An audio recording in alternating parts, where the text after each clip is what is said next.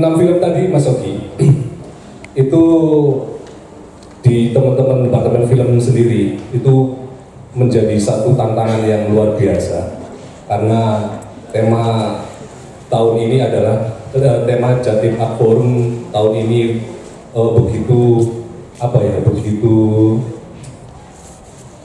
lebih spesifik karena tempatnya berada di Gresik, terus temanya juga tema tentang damar kurung.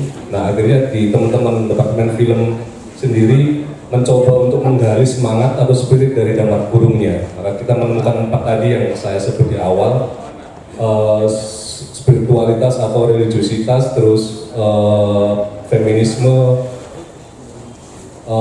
kawasan pesisir dan semangat kawasan pesisir dan kritik sosial, ya itu. Dan kita akhirnya mengerucut pada 6 film ini. Dari beberapa kali kita mengundang berkunjung ke teman-teman komunitas, akhirnya kita ke 6 film ini. Ada film Mirna dari Yayasan Gang Sebelah Gresik, terus ada di antara kita pernah ada kita judulnya agak susah, agak puitis gitu sih, dari Gresik.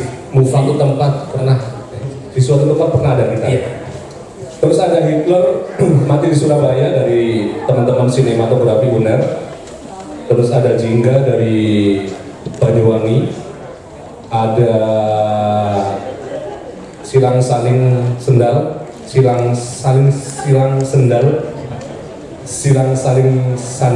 dari teman-teman pesantren Sukorojo, dan Mat Hari. Ada Mat Hari dari Jember, Matahari di atas air Jember. Yuk, kira-kira gimana ya dari 6 film tadi yuk? Boleh sedikit ya lebih serius mungkin. Iya. Ini nggak serius-serius banget kali ya. Karena ini kita mengawali akhir pekannya dari Jumat, dan saya pikir teman-teman sudah meluangkan waktu dengan menonton film dan juga ikut aktif dalam diskusi. Saya pikir itu sudah luar biasa, karena terima kasih kepada teman-teman Dewan Kesenian Jawa Timur, Departemen Film yang sudah menghadirkan Jatim Art Forum dalam konteks ini adalah program screening ini, karena memang ini menghadirkan alternatif untuk menonton film. Biasanya kita menonton film di bioskop, nonton film sudah selesai pulang ya udah pulang. Tetapi dalam konteks screening program atau program pemutaran yang memang diinisiasi oleh sebetulnya banyak ya, tidak hanya Jatim Art Forum, tapi teman-teman mungkin juga bisa mendapatkan pengalaman tersebut di beberapa festival film yang ada di seluruh Indonesia. Dan ini biasanya mulai dari bulan September, Oktober, November, Desember itu biasanya adalah hari lebarannya festival film, karena nyaris semua festival film baik yang skala nasional maupun internasional biasanya itu digelar di antara 4 bulan ini. Menariknya adalah saat screening film teman-teman tidak hanya menonton film, tapi juga ada program-program yang menopang aktivitas menonton film seperti diskusi seperti ini, lalu mungkin ada bedah kuratorial. Meskipun mungkin saat ini di Jatim Art Forum kita tidak sedang melakukan bedah kuratorial film ya, karena mungkin terlalu berat kali ya. Tapi kalau boleh membincang soal 6 film yang diputar, itu menariknya adalah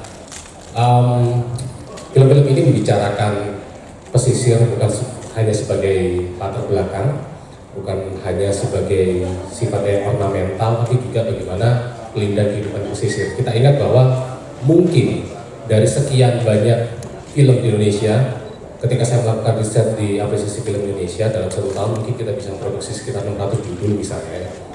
Itu dalam konteks film Indonesia, dari sekian banyak judul film itu mungkin yang membahas soal tema-tema kepesisiran itu nggak sampai 5%. Jadi kehadiran film yang bertemakan pesisiran itu sangat menarik sekali. Tapi mungkin sebetulnya banyak. Tapi mungkin kalau kita bisa membincang banyak hal, film pesisir yang mendapatkan atensi besar. Dapat snack. Mentahnya mas. Mungkin adalah film City, filmnya Edi Cahyono ya, yang ketika filmnya rasionya cukup unik karena tidak umum dan juga filmnya dibuat hitam putih, membahas soal persoalan pesisir. Yang sayangnya sebetulnya itu adalah bentuk pasifisme dari kehidupan pesisir. Lalu kemudian ketika saya bertemu Irfan misalnya, Irfan Akbar yang terlibat di 2 film ini misalnya, yang nanti mungkin bisa diundang beberapa tim produksinya ketika membahas suatu tempat di mana pernah ada kita, judulnya agak panjang, yang semoga tidak salah, tapi kelihatannya salah. Ya itulah. Ya. Lalu kemudian adalah Mirna, itu sebetulnya ini upaya saya juga membayar utang kepada Irfan Akbar ya, karena pada tahun 2021-2022 sinopsis cerita dan juga treatment Mirna itu salah satu pertama kali disampaikan Irfan atau diskusi dengan saya. Ketika kami berbincang, statement Irfan yang menarik. Saya tidak ingin membuat film yang temanya seperti City, meskipun ngomongin pesisir, meskipun jelas ya City itu adalah pesisir selatan, sementara Mirna itu adalah pesisir utara. Saya tidak ingin membahas sebuah film seperti City atau seperti Edi Cahyono yang menggambarkan kekalahan perempuan pesisir.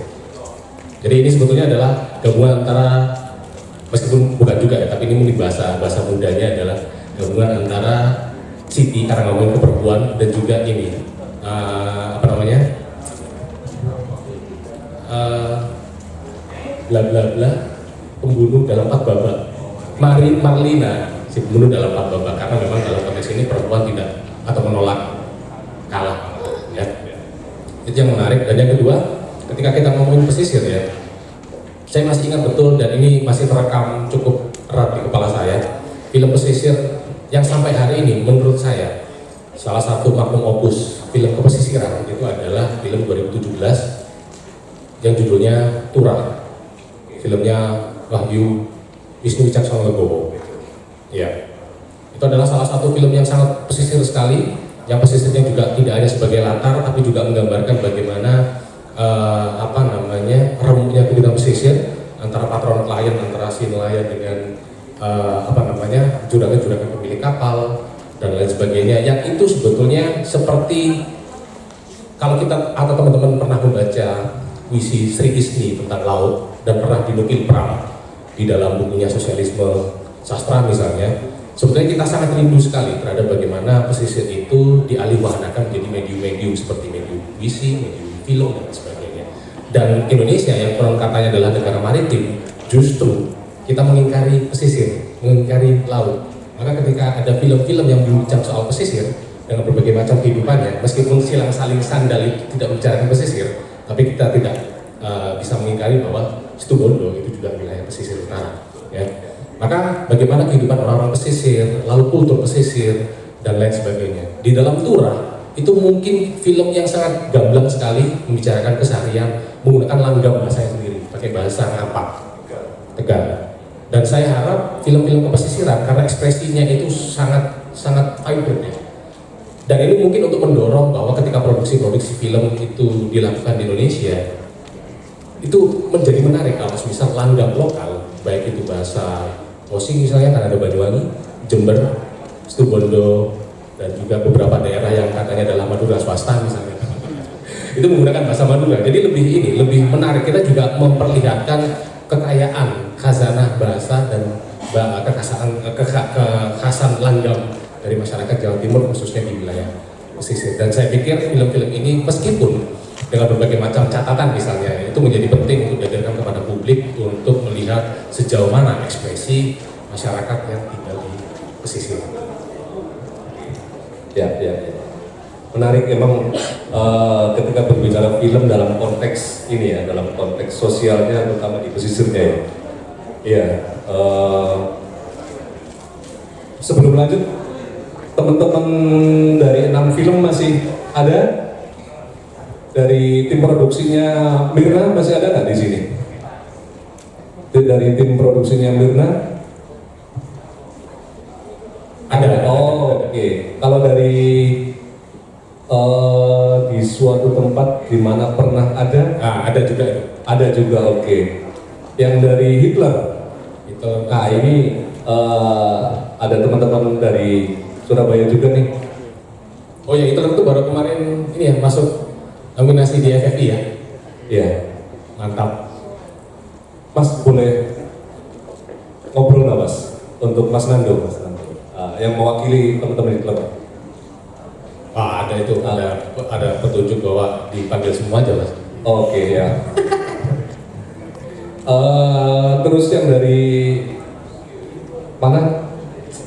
Dari situ Dari Jember. dari Jember yang Matahari. Ada datang Matahari. Mas, mau Mas? Maju Mas. Oh Mas. Matahari yang dari Jingga. Mas, mau Mas, kita ngobrol sebentar Mas. Kalau tadi kita sudah Mas Yogi mengawali tentang bagaimana film-film yang tadi kita Saling saksikan Sandal itu. Silang saling sandal. Oh iya, dari teman-teman Sukorejo. Monggo Mas, yang mewakili.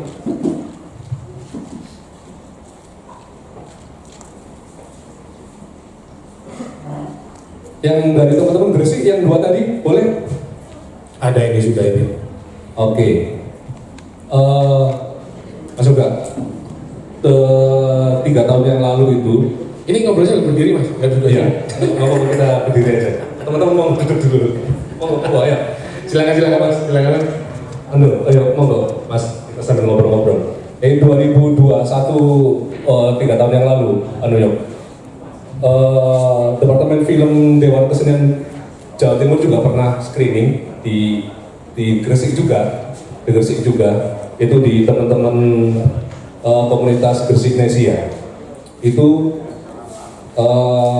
kita melihat tahu 3 tahun yang lalu itu luar biasa juga ya. Bagaimana teman-teman Gresik juga, terutama di komunitas filmnya itu bukan hanya mengapresiasi, tetapi dalam skala produksinya itu naik terus. Ya sampai kita melihat kayak Mirna, terus melihat tadi itu yang panjang itu judulnya. Itu judulnya sih. Iya, Mas boleh nggak sih Mas? Tadi film yang tadi itu cerita tentang bagaimana sih sebenarnya yang dibicarakan di saling itu, karena emang kita melihatnya bagaimana anak-anak kecil itu punya perspektif dalam film itu tentang swasembada pangan dan ternyata sawahnya sudah dibeli oleh PT dan akan didirikan pabrik. Ya, terima kasih. Assalamualaikum warahmatullahi wabarakatuh. Perkenalkan, saya Sandi, mewakili teman-teman Gresik Movie dan juga film yang judulnya panjang di suatu tempat di mana pernah ada kita. Iya, itu kebetulan film 8 tahun yang lalu dan kagetnya tadi ada aktornya satu datang, dulu kelas 4 SD, sekarang kelas 3 SMA. Canggung tadi, habis datang baru ketemu 8 tahun. Baru ketemu tadi, dia udah pamit duluan.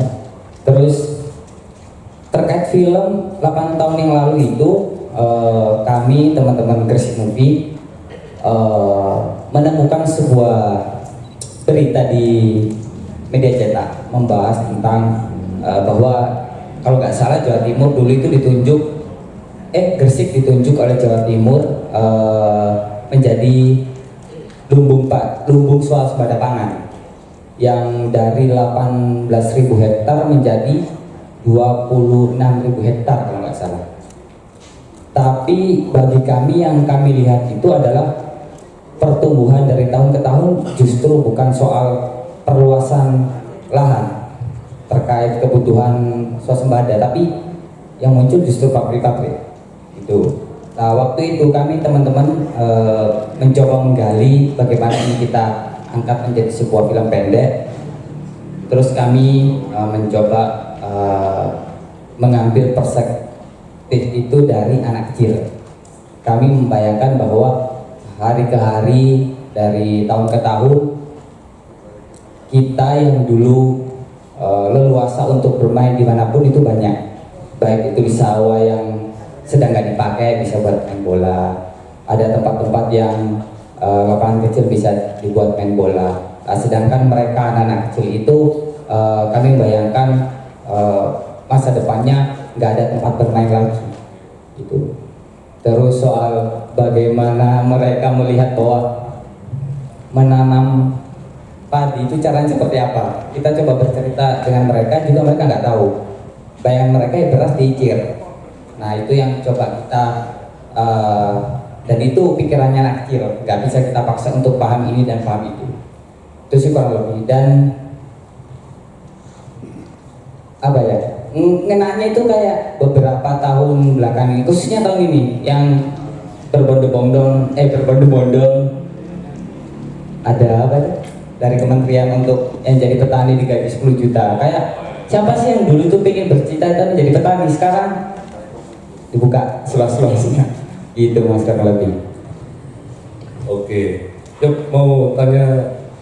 Enggak, itu sebetulnya perjumpaan ini setelah 8 tahun yang lalu, karena film ini kebetulan saya terlibat menjadi kurator di Psikofest, dan itu pertemuan pertama saya dengan teman-teman Gresik Nesia 2016 ya, karena waktu itu di program screening, dan film tersebut masuk menjadi salah satu film yang kita kurasi dan masuk di program screening dan mendapatkan banyak atensi pada waktu itu, karena salah satunya ada tema kuratorial yang membahas soal anak secara psikologis dalam Psikofest, sehingga film tersebut bisa membicarakan banyak soal memori spasial, memori personal, dan juga memori yang sifatnya adalah traumatis, meskipun dalam aspek tertentu ya, melihat tentang bagaimana perubahan lanskap besar-besaran, dan itu tidak hanya terjadi di Gresik, bisa terjadi di mana saja, sehingga itu adalah pertemuan pertama saya. Jadi kesan saya itu adalah pertemuan saya pertama kali dengan teman-teman Gresik, meskipun sampai 8 tahun sekarang, 8 tahun kemudian yaitu sekarang, saya tetap nggak bisa melafalkan judulnya dengan baik. Ya judulnya yang panjang gitu ya. Berarti teman-teman yang main itu sudah umur berapa sekarang? SMA?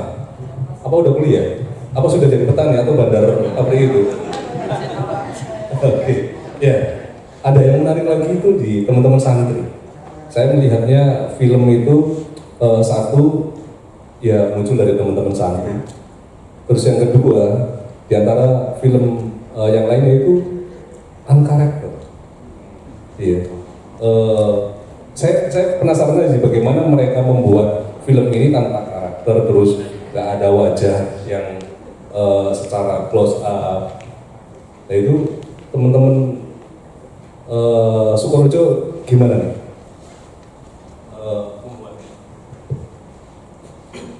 Baik, bismillahirrahmanirrahim. Perkenalkan, nama saya Buya Setasari, merupakan perwakilan dari Pondok Pesantren Salafiyah Syariah Sukorejo Situbondo. Sebelum membahas lebih dalam terkait dengan film Saling Silang Sandal, sebenarnya awal mula kami mendapat undangan ke sini agak rada insecure. Dilihat dari beberapa film-film yang akan di screening, karena sebenarnya film tersebut merupakan film pertama kali yang kami buat dengan beberapa metode-metode dan produksi secara benar sesuai dengan dunia perfilman. Karena film tersebut merupakan hasil dari workshop filmmaking yang merupakan kegiatan pra Festival Film Santri 2025 yang diprakarsai oleh Mas Agus Sam, Mas Yogi Sabit, Mas Ganang, sama Mas Rido waktu itu. Kemudian kenapa di situ tidak ada menempatkan muka? Itu merupakan tantangan yang sebenarnya bagi saya pertama kali, karena waktu itu ketika hari pertama, sedangkan kami pada waktu itu tidak benar-benar mengenal dunia film, hanya taunya konten kreator, buat video dan segala macam, tidak benar-benar mendapatkan ilmu dunia perfilman. Kemudian pada hari pertama kami mengikuti workshop perfilman tersebut. Pas hari Jumat juga, sebelum Jumatan, masih saya ingat jelas, Mas Agusa, Mas Rido, Mas Yogi sama Mas Gana, tiba-tiba silahkan kalian cari ide buat naskah. Saya bingung, kita terbagi jadi beberapa kelompok. Sampai waktu sholat Jumat saya juga gak khusyuk. Apa yang mau saya angkat? Karena belas tiba-tiba aja dikasih materi, selesai materi dikasih tantangan. Oke, setelah itu diajukanlah, karena ada beberapa kelompok, diajukan beberapa premis waktu itu. Disepakatilah ada 2 film yang akan diangkat, termasuk kelompok kami yang dipilih. Dari situ premis ke sinopsis, setelah sinopsis baru kita naskah dibimbing langsung oleh Mas Agusam sama Mas Rido kala itu, sama Mas Yogi juga. Dan tiba-tiba entah kenapa kami dikasih tantangan. Mas Yasid, gimana film ini? Saya kasih tantangan, tidak boleh menampilkan wajah. Pemikiran saya langsung, ini mau digimanakan film ini? Ketika bingungnya, ketika segala sesuatu yang harus menampilkan ekspresi, nah itu menjadi tantangan tersendiri bagi saya. Dari beberapa bimbingan materi yang beliau-beliau berikan kepada kami kala itu, ya alhamdulillah jadi seperti ini. Meskipun ya saya akui masih jauh dari dari bagus, tapi menurut saya itu hal pencapaian yang luar biasa bagi kami, karena kami menyadari kami tidak terjun di dunia film itu, tapi akan mencoba untuk terus mendalami hal tersebut. Tema yang diangkat itu sebenarnya berawal dari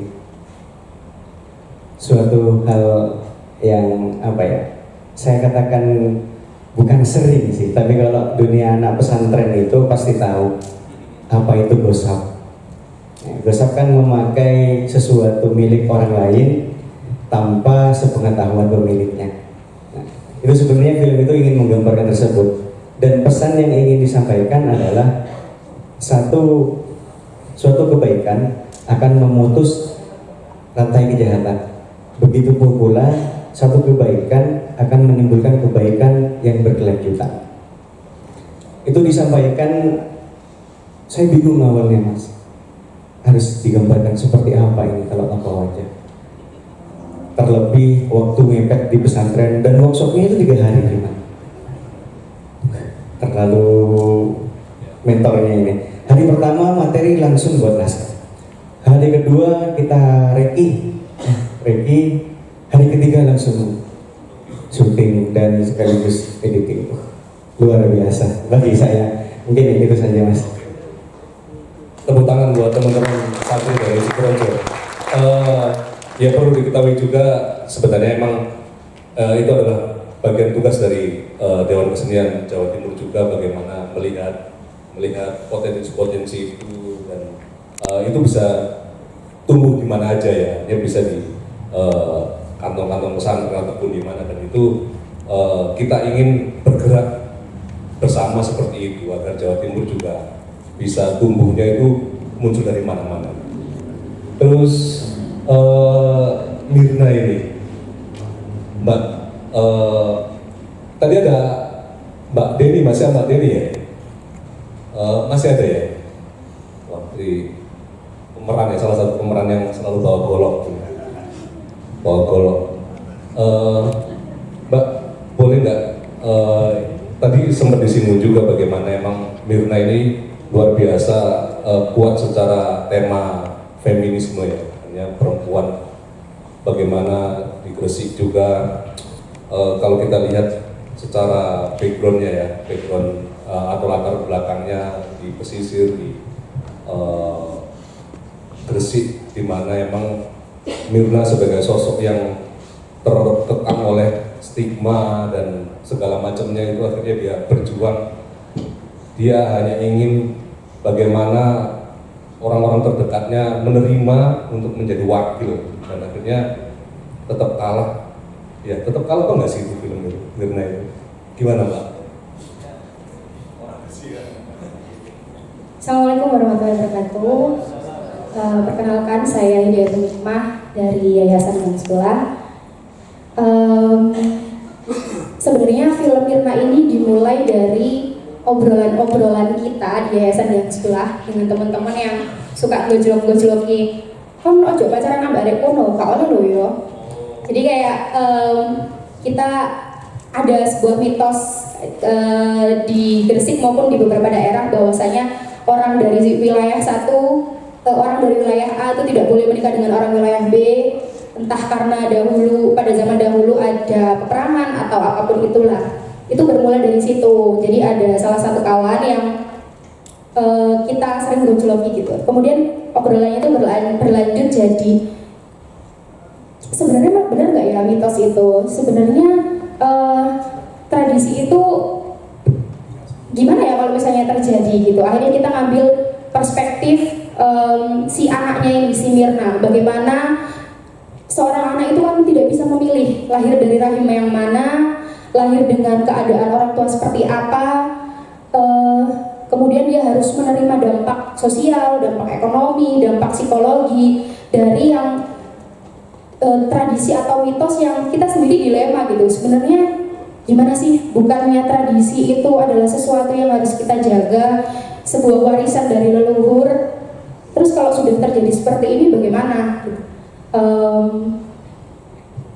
Juga menceritakan tentang sosok Mirna dan ibunya Laksmi. Memang kita ambil perspektif soal perempuan pesisir yang kita kenal punya kepribadian yang tangguh, yang kuat. Kemudian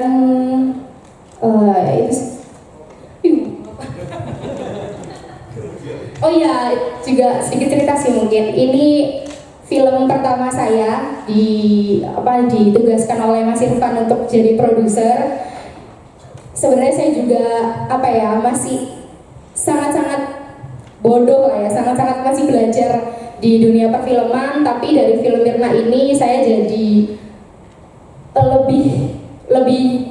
lebih tahu tentang dunia perfilman dan lebih ingin belajar lagi dan akhirnya jadi jatuh cinta sama film gitu. Sebenarnya kayaknya Mas Irfan deh yang harusnya ngomongin. Terima kasih.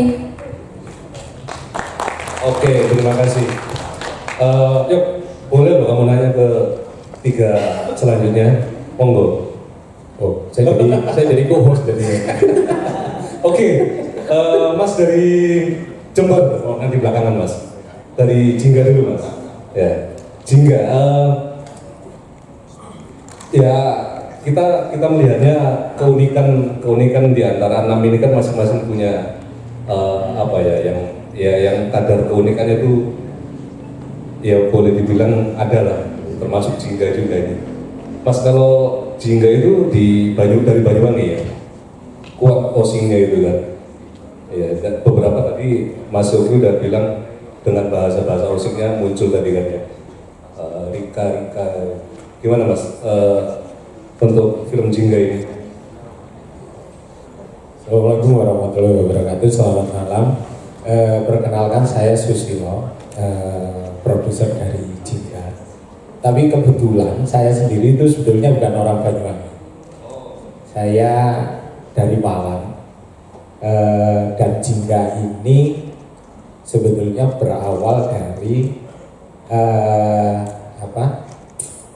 teman-teman di Banyuwangi yang kita tahu, teman-teman di wilayah Tapal Kuda ini kan kalau ngomongkan film sebetulnya mereka ya bisa dikatakan agak jauh untuk meraih seperti yang kita ada di Malang, di Surabaya dan lain-lain.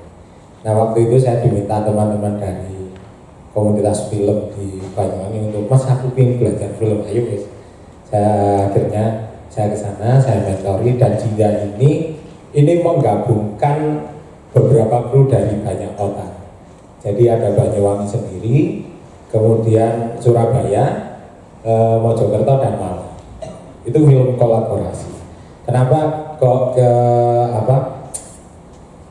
akhirnya Osin yang kita angkat? Karena bahasa itu yang paling jarang kita dengar. Dan unik sekali menurut saya ketika saya ke Banyuwangi. Sebetulnya kalau ngomong Banyuwangi itu ragamnya banyak sekali. Ketika kita ke Banyuwangi bagian selatan sebetulnya lebih kental Jawa Kulonan gitu. Terus agak ke tengah dikit Madura. Terus Osing itu sebetulnya lebih banyak di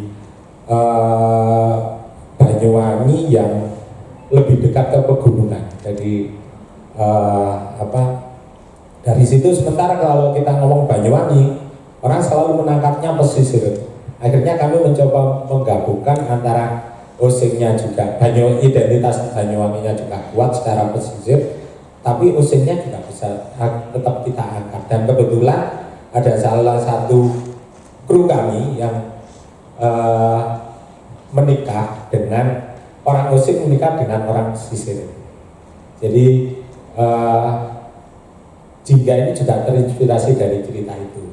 Cerita bagaimana kru kami ini harus menyesuaikan dengan kehidupan pesisir, sementara dia lebih cenderung di kehidupan gunung. Jadi ada akulturasi budaya yang cukup kuat yang harus disatukan.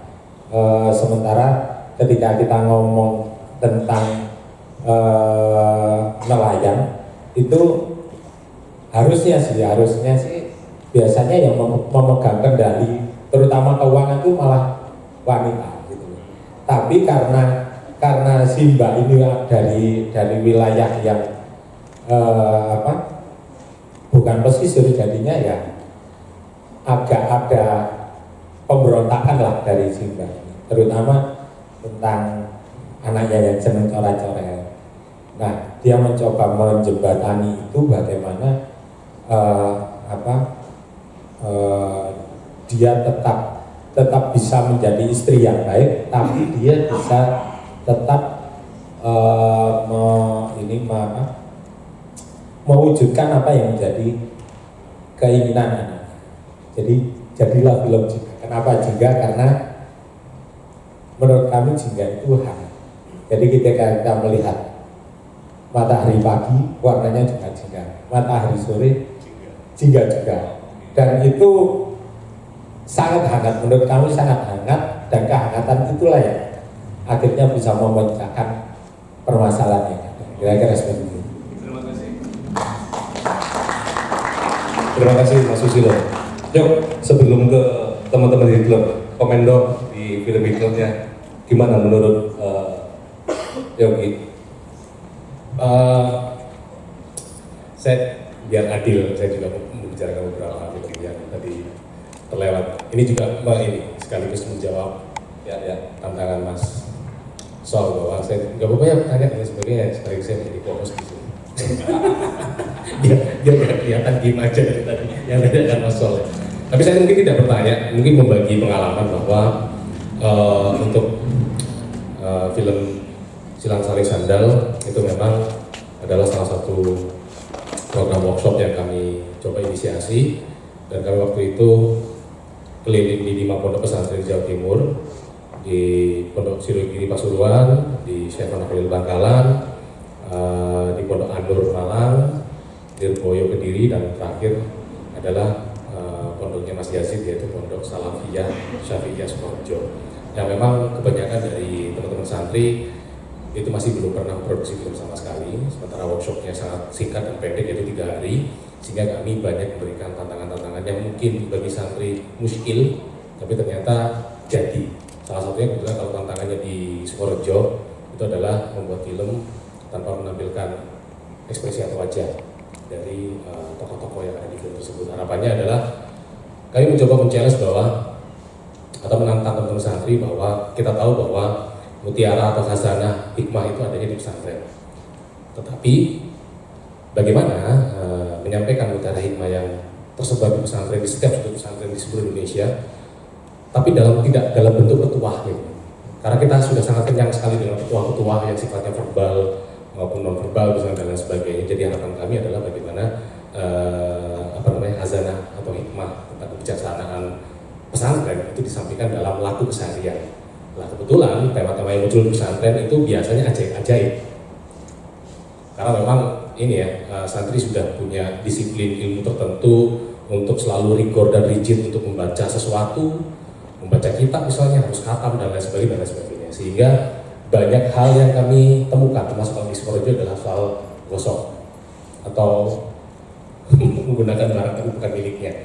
Yang khawatirnya kalau misalnya itu dialihwahanakan menjadi medium film dengan penuh tubuh antropomorfik kita, khawatirnya adalah kita akan kenyang dengan petuah-petuahnya. Meskipun di dalam film Saling Silang Sandal kita juga kenyang dengan scoring film di sekujur durasi, tapi harapannya adalah dengan tidak menampilkan wajah, kesilapan itu milik siapa saja, tidak hanya milik orang pesantren. Tetapi hikmah, kebijaksanaan itu juga milik siapa saja. Yang wajahnya itu bisa orang pesantren, bisa orang pesantren dan lain sebagainya. Itu kalau yang soal pesantren. Memang kalau katanya Mas Yazid kita cukup kejam ya, karena waktu workshopnya cuma 3 hari, kita memaksa teman-teman santri untuk membuat begituan. Ya, gitu. Soal kalau Mirna itu menariknya adalah dan juga Jingga, termasuk juga Matahari di atas air, itu adalah menyajikan film-film di pesisir, meskipun tadi ada klarifikasi dari Mas Susilo bahwa tidak sepenuhnya pesisir, karena itu juga sebetulnya adalah kombinasi antara bagaimana Landang Osing disampaikan melalui kehidupan pesisir. Yang kita tahu bahwa Osing itu tidak atau hidup di wilayah yang sudah mendekati pegunungan. Yang menjadi menarik adalah dari ke-6 film ini, menurut saya ya, meskipun film itu dipilih oleh teman-teman dari Departemen Film di KJT, menariknya adalah film-film ini seperti mengajak kita untuk membuka ini ensiklopedia, karena sifat filmnya ini ensiklopedik banget ya, terutama di kehidupan pesisir. Di film Mirna misalnya itu juga membahas soal banyak ragam kuliner yang mungkin itu tidak ketahui di Gresik, misalnya soal boksia, bandeng boksia yang tadi sempat sindiran ulek, bandeng, lombok, terasi, uyah gitu kan. Meskipun itu hanya trivia ya, tapi ditampilkan di situ tentang bagaimana ragam kuliner seperti ini itu muncul karena memang kondisi ekonomi tertentu yang karena di Gresik itu wilayah pesisir dan kaya dengan bandeng, tentu saja wajar kalau orang makan bandeng. Tapi karena tidak punya bahan yang lain, sehingga hanya 3 bahan yang dimasukkan, yaitu terasi, lombok, dan uyah atau garam. Sehingga sebetulnya bandeng bosiah misalnya dan sebagainya. Beberapa film yang lain juga muncul beberapa olahan-olahan dari pesisir dan sebagainya. Yang mungkin dalam kehidupan sehari-hari kita ragam seperti itu luput. Itu yang pertama. Lalu kedua, bagaimana fibernya ya, warnanya ketika kapal-kapal di pesisir itu saling berjejer dengan berbagai macam warna, dengan berbagai macam ornamen, dan juga biasanya dengan beberapa macam pesan-pesan kritik sosial, pesan-pesan sosial tertentu, atau mungkin lambang partai misalnya, bendera partai misalnya, dan lain sebagainya, yang menunjukkan bahwa ekspresi-ekspresi ini mungkin bagi teman-teman yang tidak hidup di pesisir atau tidak akrab di pesisir mungkin akan sangat berjarak sekali. Tapi karena tadi ditampilkan 6-6-nya, kecuali Hitler, meskipun Surabaya juga pesisir ya, itu menampilkan ini daily life atau kehidupan sehari-hari di pesisir. Nah, nyambung soal di Hitler, sebetulnya sebelum nanti ngobrol sama salah satu perwakilan ya, kita ngobrol banyak waktu di IC Fest. IC Fest itu adalah Airlangga Cinema Festival. Kebetulan teman-teman yang terlibat di Airlangga Cinema Festival itu nyaris 80% sebetulnya itu terlibat di produksi film Itulah Mati di Surabaya. Dan itu menjadi sangat menarik sekali karena karena di salah satu tema kurator yang disampaikan oleh Mas Sol adalah soal kritik sosial, bahwa kelas menengah bawah atau kelas bawah itu adalah kelas menengah yang paling sering ditimpa atau didera oleh stigma. Sudah didera stigma malas, beban negara, kalaupun ada ide kreatif dicuri dan diakuisisi dan tidak mendapatkan kredit apapun. Yang sebetulnya apakah masyarakat kelas bawah tidak bisa membelahnya? Bisa, dengan sengaja, dengan sadar. Tetapi dampak pembalasannya bisa jadi itu berkali-kali lipat nanti akan kena kepada si merugikan juga. Iya, tapi itu menariknya adalah itu, karena untuk menampilkan kritik sosial dia membutuhkan sosok yang jauh dari jangkauan. Hitler, dan itu menjadi syarat. Cak Hitler, wah brengsek kota, brengsek kota. Saya selalu ingat adegan dialog itu di dalam film itu. Jadi ini menjadi menarik soal Hitler di Surabaya. Pertanyaan saya cuma satu soal itu sebelum nanti Mas Sol tanya. Itu soal kredensial makam. dokter POH ya, POJ, apakah itu bagaimana ketika teman-teman dari produksi film tersebut menyampaikan, karena bagaimanapun khawatirnya ini dianggap blasfemi kan? Khawatirnya karena itu makamnya ada beneran, namanya juga ada beneran dan lain sebagainya, meskipun dalam konteks visi itu bisa dipelintir dan bisa ditekuk-tekuk, itu aja Mas, langsung dijawab aja. Oke, baik, mungkin sebelumnya saya mengenalkan diri dulu. Saya Nando, perwakilan dari tim produksi film Mati di Surabaya. Jadi mungkin untuk segi penceritaan sendiri ya, kan saya di sini sebagai produser dan direkturnya si Damar. Namun dalam script development sendiri itu semua berawal ketika Damar itu nyeletuk. Waktu itu ada aku, Damar, Dendi. Sebetulnya awalnya cuma Damar sama Dendi, cuma diterus-teruskan bahasannya. Si Damar ini kepikiran cerita soal bagaimana membuat cerita tentang seorang yang fasis gitu. Nah, lalu kebetulan dari situ menyambung dan si Dendi nyeletuk juga nih. Ya apa kalau misalnya kita bikin film tentang Hitler mati di Ngagel. Nah, terus itu sebenarnya berangkat dari sebuah berita nyeletuk juga yang kebetulan itu memang ada di internet. Jadi memang sebenarnya dari artikel yang terkesan ngawur ya. Cuma berangkat dari situ kita mengembangkan cerita untuk lebih apa ya, istilahnya dikontekskan sesuai naratif yang Damar inginkan. Namun di satu sisi juga kita melihat sisi historis dari sebuah makam si Dr. Po itu. Memang dari sisi berita itu dia pernah dipopulerkan oleh pemerintah Surabaya juga. Istilahnya dijadikan salah satu tempat wisata juga, yang kebetulan di makam Ngagel itu juga ada makamnya Bung Tomo di depan. Di depan makam Bung Tomo, di pintu masuk itu semakin ke dalam kita bisa lihat di makam Dr. Po-nya itu. Ketambahan, waktu kita survei lokasi itu juru kunci makam itu juga waktu kita tanya itu, ya mas di sini pernah ada sampai rame-rame bule-bule juga. Akhirnya kita semakin semangat, berarti temenan nih, asli nih. Ya udah, berangkat dari situ, akhirnya kita mulai mengembangkan skrip, terus mulai pitching yang alhamdulillah ini mungkin tak lanjut untuk apa ya?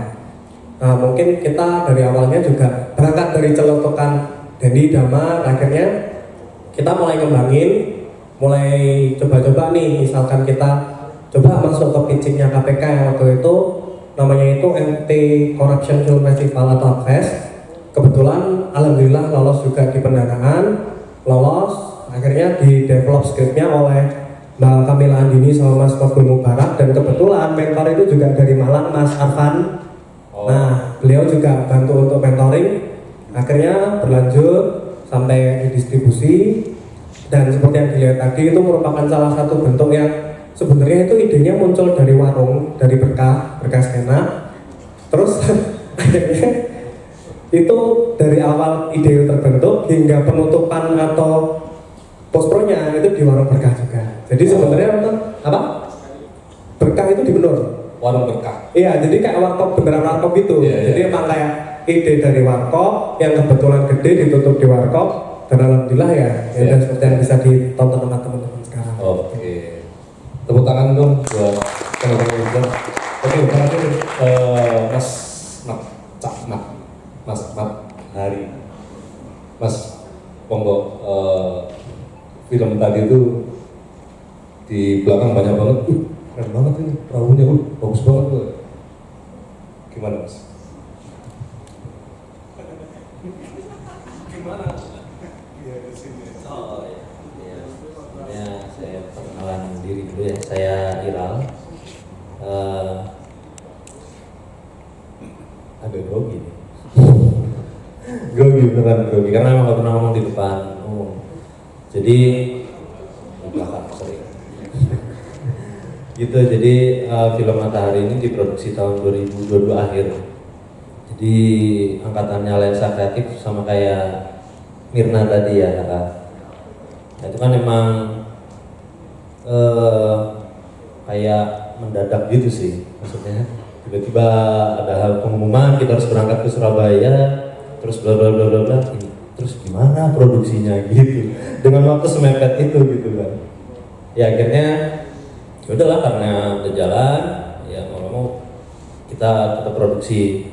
Nah jadi film Matahari di Atas Air itu sebenarnya apa ya, kayak kecintaan saya personal terhadap pesisir, karena emang dari kecil itu suka banget main di pesisir gitu. Jadi karena saya suka mancing ya, jadi dari SD itu udah di atas perahu gitu, emang suka banget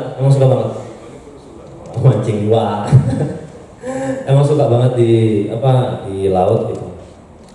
Ya lucunya itu waktu pas produksi ini mungkin bagi teman-teman yang lain itu jadi tantangan yang berat produksi di pesisir gitu, karena sorry ya, di Puger itu kan banyak sampah ikan dan segala macam, itu jadi tantangan yang cukup berat.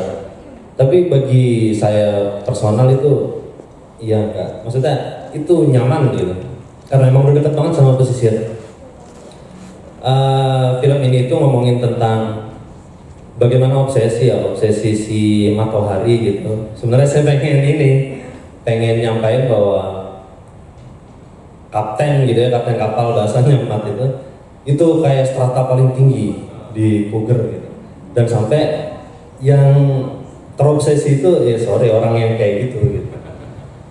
Jadi pengen nunjukin bahwa sistem sosial di pesisir selatan itu emang agak beda sama, termasuk perbedaan itu ada di pesisir utara ya, Situbondo. Aku sering mancing di Situbondo Mas. Jadi emang agak beda. Istilah orang-orang Puger itu aku ndak mati, aku diluwe. Jadi setinggi apapun ombaknya, setinggi sekacau apapun cuacanya, aku lebih memilih untuk ke laut daripada nggak makan. Itu sih. Terima kasih. Ya, tepuk tangan buat teman-teman Jember. Buka pertanyaan ya. Boleh. Mungkin teman-teman yang di depan satu atau dua, monggo. Kalau nggak ada ya kita akhiri saja, nggak apa-apa. Ada yang mau tanya dulu sebelum Yogi mau nanya lagi? Ya, ini sebenarnya pancingan agar teman-teman nanti juga akan bertanya, biar Mas Sol tidak berputus asa. Kalau ada yang nanya ditutup aja. Ya, harapan saya adalah ada penanya yang nantinya akan ditujukan kepada teman-teman perwakilan dari masing-masing film ini, Pak. Karena sebetulnya kita patut mengapresiasi karena teman-teman ini datangnya dari jauh, ada yang dari Jember, ada yang dari Situbondo dan lain sebagainya. Harapannya adalah dengan kehadiran perwakilan film-film tersebut, teman-teman tertarik untuk menanyakannya. Tapi sebelum nanti saya bagikan kepada teman-teman yang lain, saya tanya kepada soal film. Itu judulnya Matahari atau Matahari sih? Matahari. Soalnya ada ininya, ada kurungnya, jadi saya Matahari di atas kapal. Karena itu menjadi masuk akal, karena Simat juga di atas kapal. Di sekarang, karena memang salah satu tema kuratoral, meskipun tidak eksplisit ya, karena memang ini bukan sebuah program screening yang memang ada katalog programnya, ada katalog program screeningnya dan lain sebagainya. Tapi mungkin salah satu tema yang dimunculkan oleh teman-teman Departemen Film Dewan Kesenian Jawa Timur itu kan soal gambar kurung, soal feminisme, tentang kekuatan perempuan, lalu religiusitas dan juga kritik sosial. Dalam konteks kritik sosial misalnya, karena hari ini sangat marak sekali soal bullying atau perundungan ya. Kebetulan kemarin ada yang kena kasus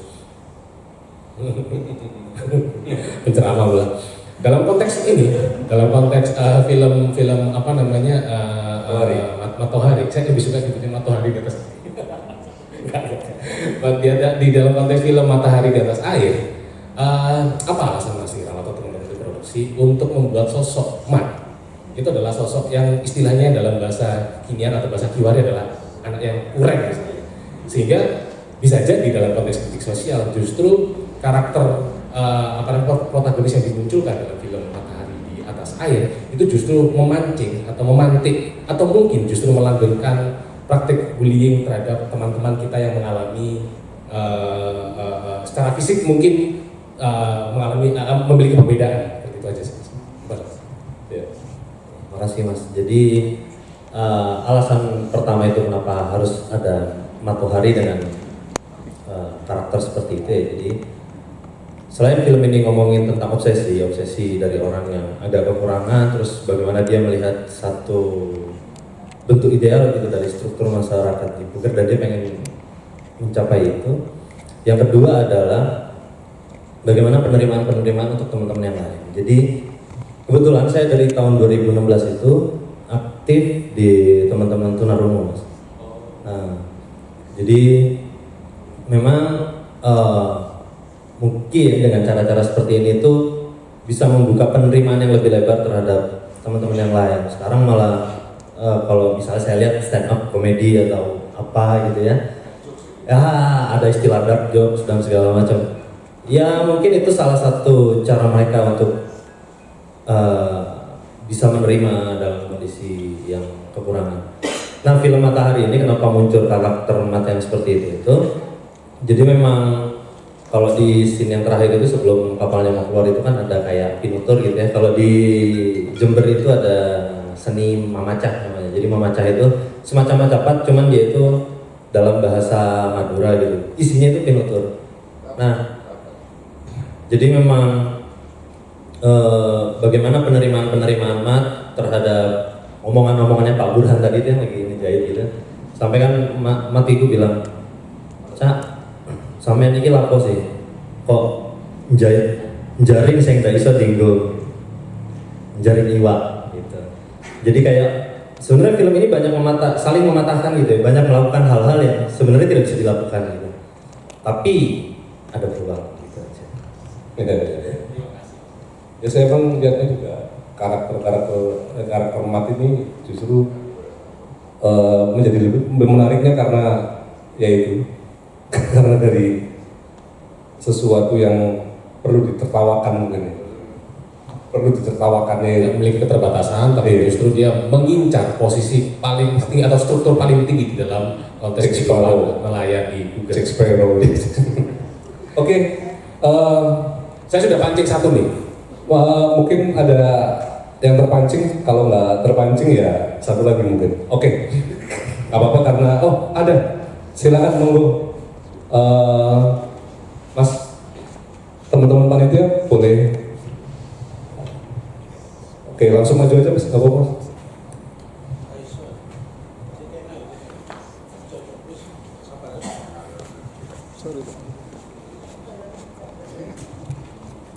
Terima kasih. Assalamualaikum warahmatullahi wabarakatuh. Saya Bambang Suryanto di DKG Divisi Humas dan saya penyandang disabilitas. Jadi saya tertarik lagi ke pada Mato hari ini tadi. Jadi sebenarnya itu saya akhirnya tadi yang dipertanyakan Mas ini tadi dijawab terakhir itu baru pantesan kok cerita begitu. Jadi saya menangkapnya justru di waktu tanya terus tanya ke yang nyulam cara itu tadi bilang, "Mat, kau tak ngerti apa setiap perahu yang mau keluar dari sini dan itu tidak semua perahu bisa keluar dari situ, harus bergantian dan kamu apa? Padahal aku nggak apa." Seperti itu. Jadi walaupun disabilitas itu kadang ada memang kita memiliki kekurangan, tapi di sisi lain kalau ada orang yang tahu dia bisa memiliki kelebihan dan di situ itu tadi dimunculkan banget gitu. Saya mungkin orang bisa tertawa di selama 3 lagunya Mat itu memang agak lucu dan memang ya seperti itulah kalau orang ngomong orang main disabilitas, tapi di titik poin itu terlihat banget keberpihakan sineas terhadap penyandang disabilitas. Dan ternyata Mas tadi bilang saya pernah ngurusi di orang-orang tunarungu, makanya saya pantesan gitu. Jadi kadang-kadang memang kita ngangkat disabilitas itu mungkin ditertawakan, tapi ada titik yang harusnya diangkat dan seperti yang disampaikan itu tadi di film tadi saya melihat ini titik kelebihannya si Mat itu bisa hafal jadwal kapal, bisa tahu apa semua itu lah seperti itu. Jadi terima kasih itu tadi sebagai penyandang disabilitas saya mengucapkan terima kasih atas itu tadi. Terima kasih. Ada yang lain? Satu. Oke, ada Pak Fuad, monggo Pak Fuad. Habis Pak Fuad mungkin satu lagi ya, karena waktu sudah 1:30. Jadi Terima kasih. Mungkin dari ini ya harus semuanya ya punya saya melihat kan oke lah secara cerita mereka sudah punya potensinya. Saya ingin tahu bagaimana ketika memilih pemain atau casting pemain, seberapa sulitkah, atau karena saya melihat bahwa pemilihan karakter atau pemilihan kayak yang Mat tadi itu kan bagaimana ketika sutradara itu cepeka terhadap hasil karakter sinopsis yang akan ditampilkan, itu juga bagian yang penting. Seberapa sulitkah atau apa tantangannya ketika membuat sebuah film dengan memilih atau mencari karakter atau kesulitan apa yang mungkin seperti Mat tadi kan ada kekurangan, seperti apa kesulitan itu yang dihadapi ketika pada proses. Oke, terima kasih Pak Fuad. Mungkin diwakili oleh salah satu teman, bagaimana sih memilih? Mas Susilo, monggo Mas Susilo. Terima kasih. Memang khususnya di Jingga ya, di Jingga itu pada kenyataannya di Banyuwangi sendiri itu sudah tidak banyak orang yang menggunakan bahasa mesin. Jadi ketika kita melakukan casting itu, ya itu salah satu proses yang lumayan panjang. Jadi kita untuk castingnya sendiri kemarin itu hampir 1 bulan, dan itu kita hanya nemu yang benar-benar bisa berbahasa Osing dan ngerti artinya itu hanya 3 orang. Dan yang terpilih ini kebetulan malah bukan orang Banyuwangi, orang Bondowoso itu Pak, orang Bondowoso. Tapi sebelum kami memutuskan itu kami juga melibatkan Dewan Kesenian Banyuwangi karena mereka juga ada yang membidangi bahasa. Kami ingin cek bener nggak, jangan-jangan nanti menurut kami sudah bisa berbahasa Osing dengan baik, ternyata nggak masuk artinya dan lain sebagainya. Tapi ternyata sudah dinyatakan valid, ya tetap kami workshop kan di bawah arahan teman-teman dari Dewan Kesenian Banyuwangi. Kira-kira seperti itu.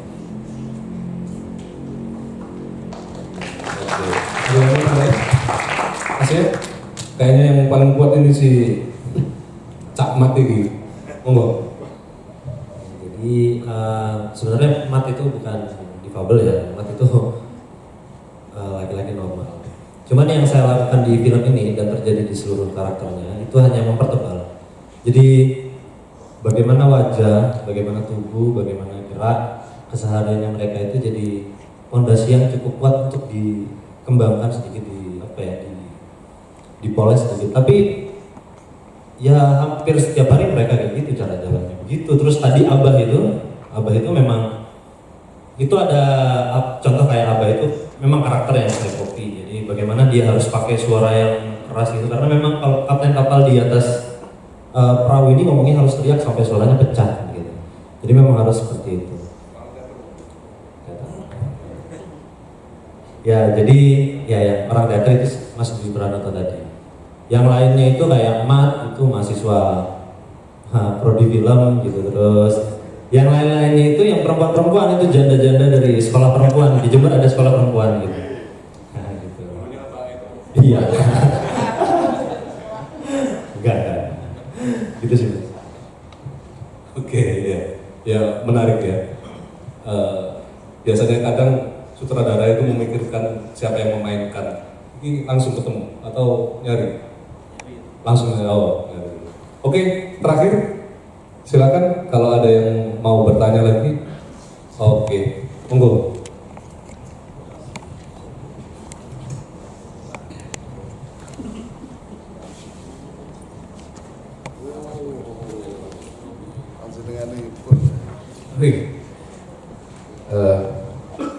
Terima kasih. Nama saya Andre. Mungkin saya di sini tidak mewakili tim Humas Media DKJT ya. Saya di sini tidak apa-apa. Saya nanti daftar di Podojoyono TV aja.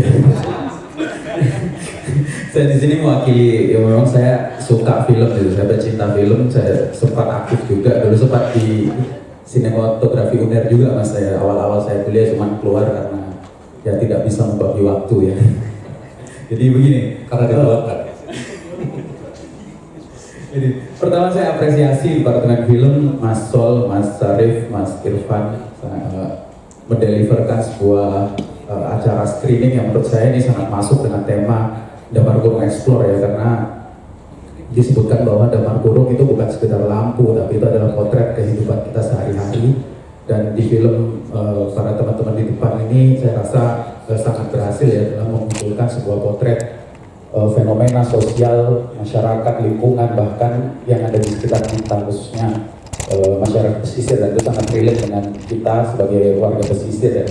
Jadi saya sangat apresiasi acara hari ini. Terus yang kedua mungkin saya akan bertanya pada film yang judulnya panjang tadi ya, apa? Di suatu tempat pernah ada kita Ya itu.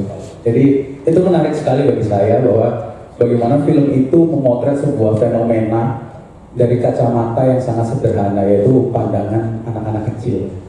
Jadi kalau kita melihat pola pikir anak kecil itu selalu keluar dengan suatu jawaban yang sederhana, dan itu bisa ditangkap oleh semua.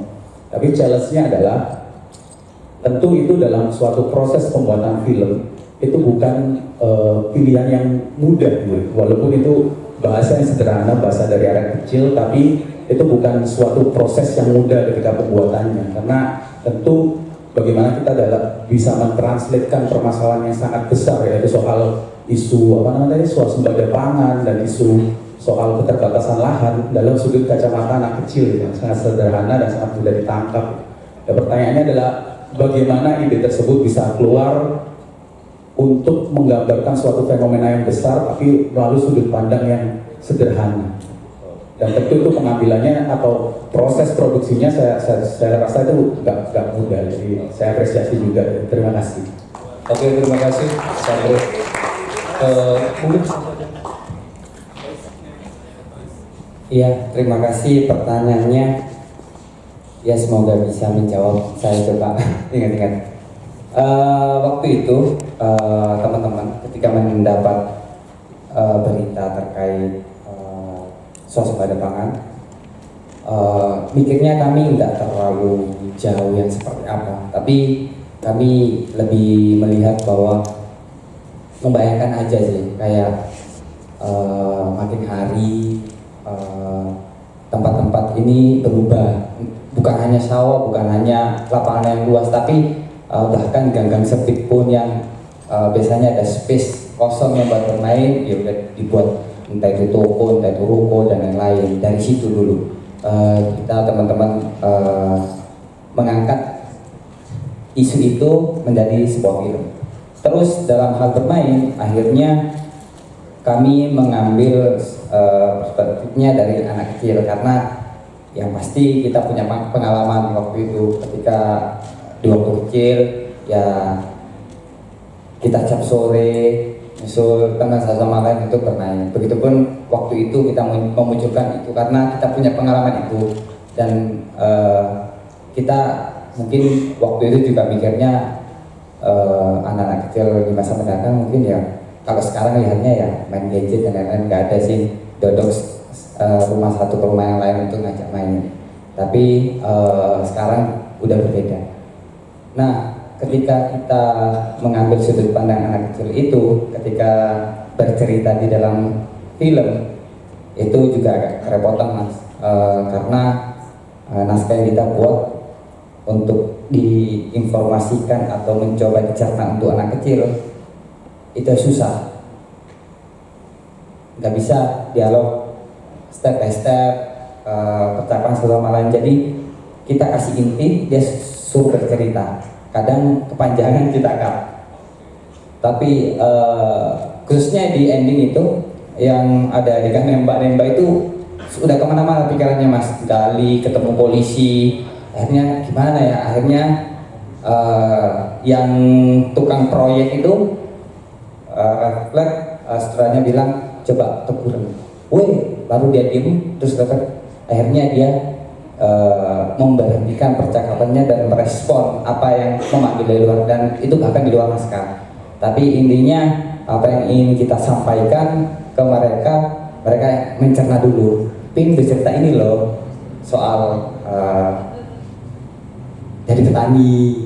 Oh mas petani, ya mau caranya gitu. Yang penting kita nggak keluar dari cerita skrip yang kita buat, gitu sih. Mungkin kurang lebih seperti itu. Ya, oke. Oke Mas Andre. Oke, tepuk tangan sekali lagi. Ini live 3JT Podcast ya? Oh, nggak ngomong tadi. Kalau ngomong tak sebut tadi dia. Iya, keren ini. Oke, terima kasih. Sebelum ke depan lagi, mungkin ada yang mau disampaikan ke, nggak, maksudnya ada sesuatu yang mau oh habis ini. Oke, nggak sekalian aja dah. Oh habis ini. Oke. Nggak, ngomong di sini maksudnya nggak sekalian aja dah. Oh MC maksudnya. Oke, ya terima kasih untuk diskusi hari ini. Terima kasih Mas Yogi, Nando, Mas Iral, terima kasih Mas Andi, Gus, Mas Yazid, Mbak Dika, Mbak Rida, Mas Susilo. Terima kasih atas semuanya dan teman-teman yang masih bertahan sampai setengah satu ini.